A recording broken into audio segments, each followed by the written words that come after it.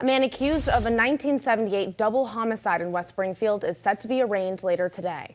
With more, Western Mass News reporter Taylor Smith joins us live in the studio with how officials have possibly cracked this cold case. Taylor?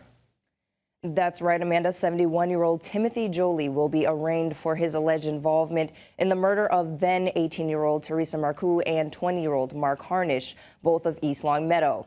Now, all the way back on November 19th, 1978, the bodies of both victims were discovered by police in a pickup truck near Route 5 in West Springfield. Each victim appeared to have sustained gunshot wounds and were left on the side of the road.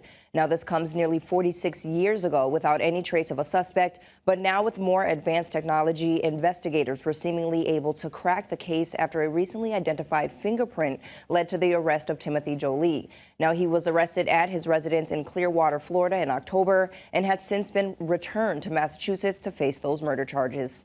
And a press conference will be held immediately after the arraignment at the Hampden County Hall of Justice. And Western Mass News will continue to keep you updated on the developments of this case. For now, reporting live in the studio, Taylor Smith, Western Mass News.